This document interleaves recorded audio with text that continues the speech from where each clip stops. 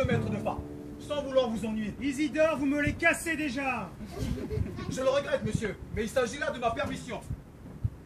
Ça va bientôt faire presque 8 mois que je n'ai pas quitté l'îlot, dans plus de 5 mois de service.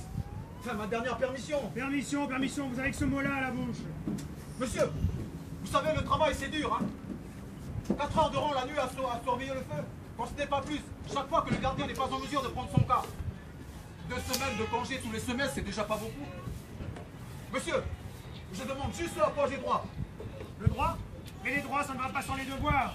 Et nous avons celui d'allumer et d'entretenir chaque nuit qui Dieu fait le phare qui nous a été confié. Je sais très bien que tu as de bonnes retards dans tes permissions. Mais est-ce ma faute à moi si j'en ai un qui n'est pas rentré par la dernière pétrolette? Et l'autre qui m'a fallu évacuer d'urgence pour une énième rage de dents? Moi aussi j'y suis de quart, même si c'est pas ma fonction. Maintenant, si tu en as assez de l'îlot Amédée, je t'expédie à Tabou. Ah non, pas Tabou, s'il vous plaît, monsieur. Et pourquoi pas Tabou? Monsieur, un récif sur lequel, juste à côté du phare, on a trouvé juste la place de construire une décoque, une maintenant tombe en ruine. Et dans ta mariotte, on ne peut sortir qu'à la nage. Eh ben tu vois, tu te plains, ça pourrait être pire. Monsieur, au moins, ne me mettez plus de cas avec le gardien Puchot, s'il vous plaît. Mais pourquoi je ne ferais plus ça? Et monsieur, mais sa femme là, lui a rapporté du vin par la dernière chaloupe des pilotes, et ceux de service ou pas. Il en abuse de notre point de ne plus être en état de monter les escaliers, même à 4 pattes. Lorsqu'il y parvient, il rampe si fort durant son quart que ça me réveille. Et je dois faire le travail à sa place en plus. Si j'ai le malheur, je dis bien, si j'ai le malheur de le tirer de son sommeil d'ivrogne, il m'insulte et me frappe. Oh, dès l'instant que le feu ne faiblit pas et qu'au matin la lanterne est propre, le détail de vos arrangements ne me regarde pas.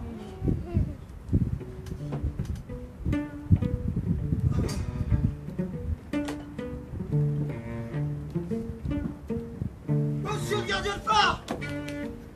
Monsieur le gardien de phare, ça ne peut plus durer là! Et qu'est-ce donc du ravé qui ne peut plus durer? Mais les chiens de Puchon, ils m'ont encore bouffé 2 poules! Les patrouilles à dévastement potager! Êtes-vous bien sûr que vos volatiles ne se sont pas entretués? Et vous, je vous ai déjà dit de construire une clôture! Jour mes légumes mangeant ces cochons. Pardon? Allez! Bourrique! Allez! Mécréant! Voyou! Crétin! Bourson! Incapable! Monsieur le maître de phare, Puchon est encore venu compter fleurette à ma femme cette nuit tandis que j'étais de quart. Ne l'écoutez pas, le soleil lui ont liquéfié la cervelle! Mais qu'en savez-vous, Botard? Je les ai surpris, monsieur, dans ma propre maison. Si effet menteur, tu mériterais pour ta peine que je te fasse vraiment cocu! Ah! Oh! Mais qu'est-ce à dire, Botard? Vous auriez quitté votre poste? Non, certainement pas, monsieur. Mais on m'a dit que... On vous a dit et cela suffit à vous chambouler la raison. Mais, monsieur, de toute façon, Puchon, c'est une férole. La semaine dernière, tandis que vous étiez en inspection à Tabou, j'ai surpris à pêcher à la dynamite. Et l'autre jour encore, il tirait au fusil sur les mouettes, comme ça, pour le plaisir. Faut dire que par ici, comme loisir, à part la chasse et la pêche... Fusil avec lequel il a même été jusqu'à menacer les pilotes venus lui reprendre leur chaloupe qu'il avait empruntée sans leur demander l'autorisation. Le chef pilote serait venu se plaindre si votre histoire était vraie. Monsieur, quand même, Puchon, comment ça se fait que vous lui passiez toutes ces lubies? Gardien Botard, taxeriez-vous votre supérieur de partialité? Non, monsieur, certainement pas, mais... C'est bon, j'ai rien entendu. Votre Puchot, il est responsable du poste de TSF. Si vous étiez moins abruti, vous seriez formé comme il l'a fait, et on pourrait s'en passer. Mais pour le moment... Eh, monsieur! Là-bas, la goélette du docteur Cassou qui est arrivé avec 30 touristes à bord! Oh, l'empêté, j'avais oublié celui-là! Les touristes, quelle plaie! Ils vont encore me gaspiller toute l'eau douce, se bourrer la gueule comme des gorées, et si on n'y prend pas garde, me mettre plein de sable à l'intérieur du phare! Vite! Ah! Vite au débarcadère! Pistard! J'espère que cette engeance terminera vite. Et que l'îlot Amédée restera au gardien du phare et pas aux touristes.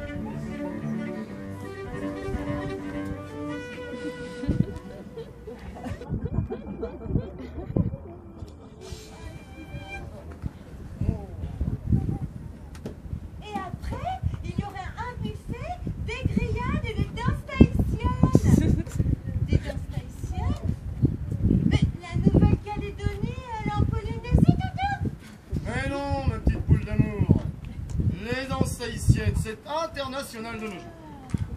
Et alors ce phare, il fonctionne sans gardien. Mais tout à fait. Depuis quelque temps, le gardien de phare est désormais une espèce éteinte, tout comme la tortue terrestre et le crocodile. Non mais, le phare est entièrement automatisé depuis 1995. N'empêche, tu imagines ces gens qui étaient obligés de vivre sur cette île minuscule et qui n'avaient même pas internet ni la télé. Oh mais, faut se bouger là, hein. Le bar va ouvrir, allons boire un verre à la santé des anciens.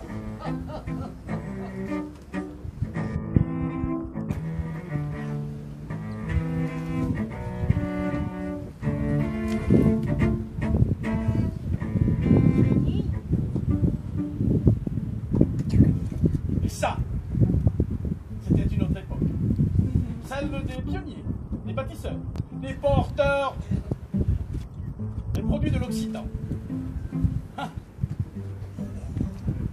Une époque où l'on croyait encore au progrès, à l'essor de la civilisation, au bonheur de l'humanité et à la grandeur de la France.